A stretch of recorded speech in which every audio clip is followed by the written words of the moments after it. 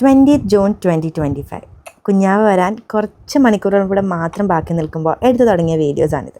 ഞങ്ങളീ പോകുന്നത് ഹോസ്പിറ്റലിലേക്കാണ്. ഇന്ന് ലാസ്റ്റ് ചെക്കപ്പ് ഡേ ആണ്.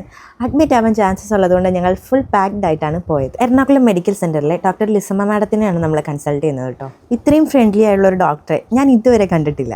അങ്ങനെ ഒരു ചെറിയ സ്കാനിങ് ഒക്കെ കഴിഞ്ഞ് വാവയുടെ വെയിറ്റ് ഒക്കെ നോക്കി നമ്മൾ അഡ്മിറ്റായി. കത്തീറ്റർ ഇട്ടിട്ട് കിളിപോയുള്ള കിടപ്പാണ് കേട്ടോ ഇത്. എൻ്റെ അടുത്ത് നിൽക്കുന്ന ഞങ്ങളുടെ ചേച്ചിയാണ് സൗമ്യക്ക.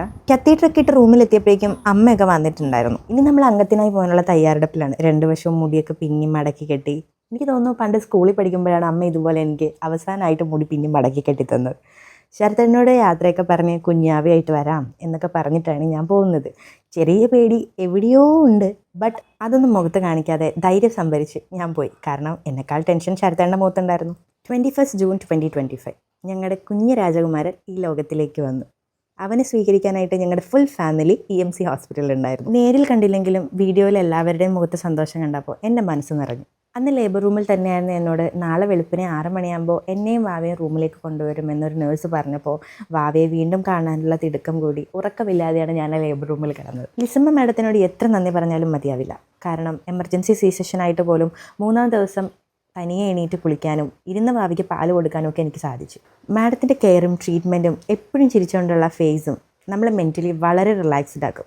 And it helps me allot for my fast recovery. After delivery ഫാമിലിയുടെ കെയറും സപ്പോർട്ടും വളരെ ഇമ്പോർട്ടൻ്റ് ആണ്. എനിക്കത് വേണ്ടുവോളം കിട്ടിയിരുന്നു. മെൻ്റൽ ഹെൽത്ത് ഓക്കെ ആയതോടെ എൻ്റെ സ്കിൻ വരെ വളരെ ഫാസ്റ്റായിട്ട് റിക്കവർ ആവാൻ തുടങ്ങിയിരുന്നു. പ്രഗ്നൻസിയിൽ വന്ന ചേഞ്ചസ് ഒക്കെ ഒരു 4 to 5 ഡേയ്സിൽ തന്നെ മാറി തുടങ്ങി. ഡിസ്ചാർജ് ആവുന്ന ദിവസം ലിസമ്മ മാഡത്തിനൊരു ഗിഫ്റ്റ് ഹാമ്പർ കൊടുക്കാൻ ഞങ്ങൾ ഡിസൈഡ് ചെയ്തു. ഈ കുട്ടിക്ക് ഒരു ഗിഫ്റ്റ് ഹാമ്പറിൻ്റെ പേജാണ്. ആ കുട്ടിയാണ് ഗിഫ്റ്റ് ഹാമ്പർ സെറ്റ് ചെയ്യാൻ വേണ്ടിയിട്ട് ഞങ്ങളെ ഹെൽപ്പ് ചെയ്തത്.